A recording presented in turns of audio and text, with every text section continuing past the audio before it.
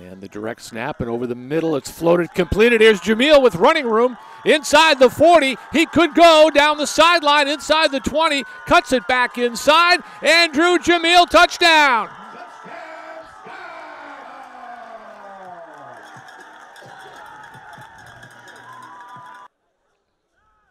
Second and long.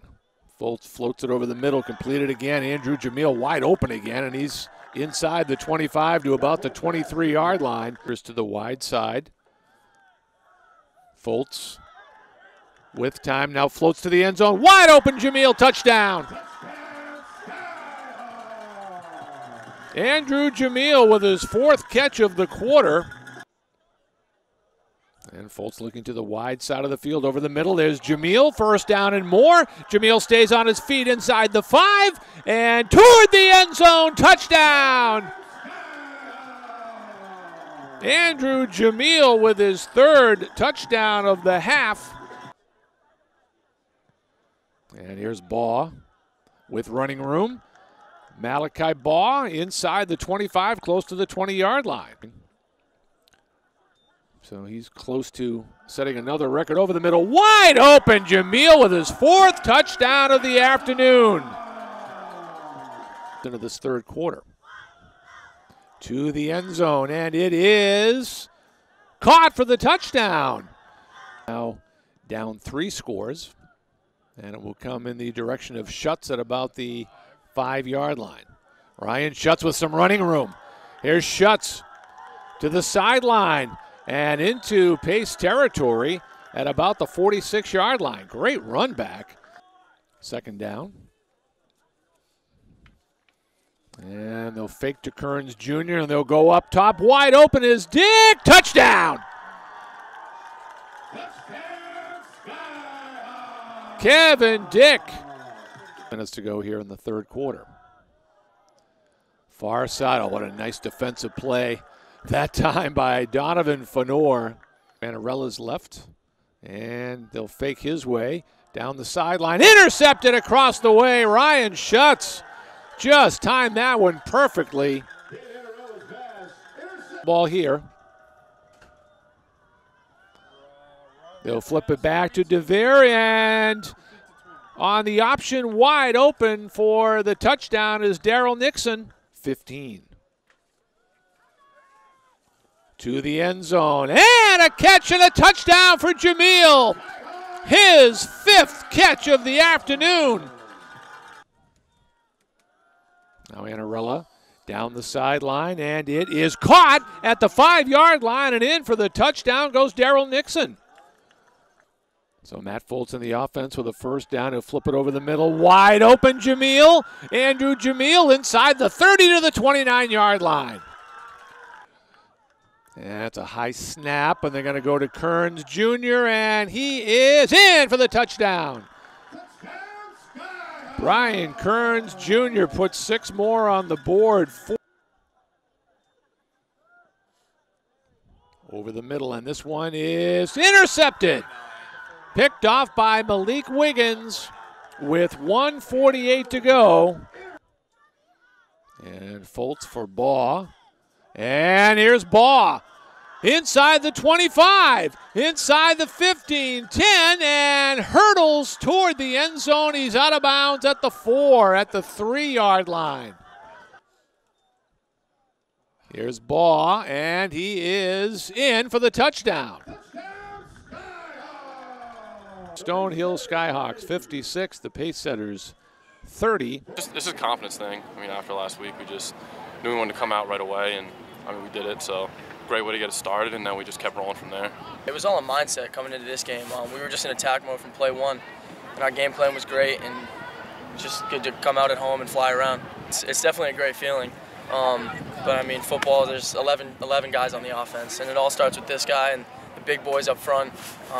He did a great job with his reads, and our coaches always do a great job with the game plan, so they know what's going to be open, and he just did a great job putting it on me. This is the best quarterback I've ever played with.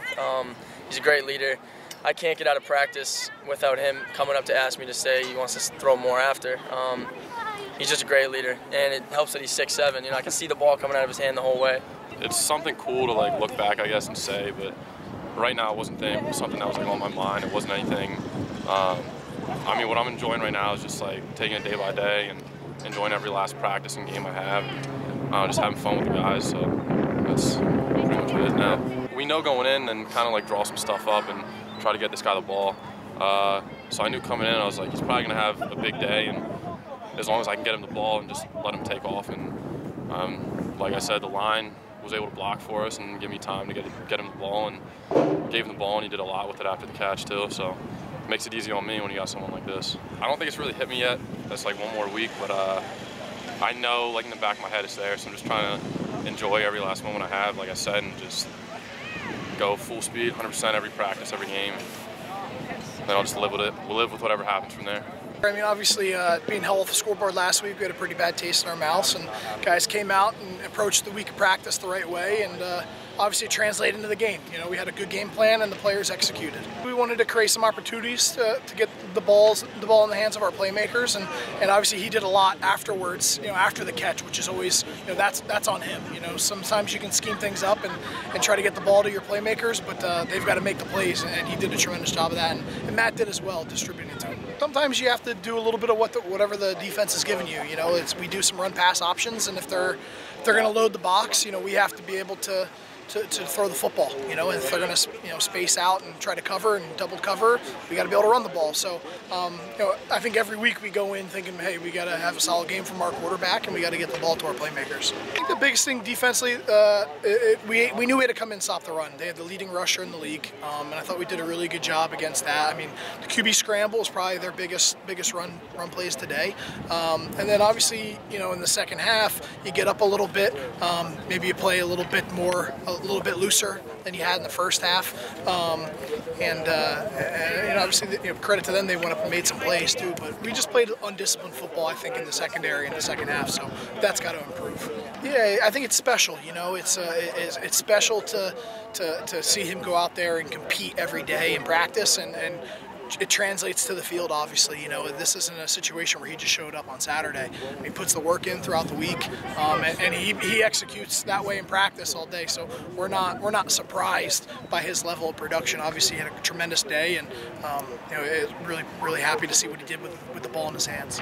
You know, I mean, obviously, if you have a quarterback that puts up those type of stats over his career, he's been on the field quite a bit, and him getting some time as a freshman, and you know, has been under center really ever since. So.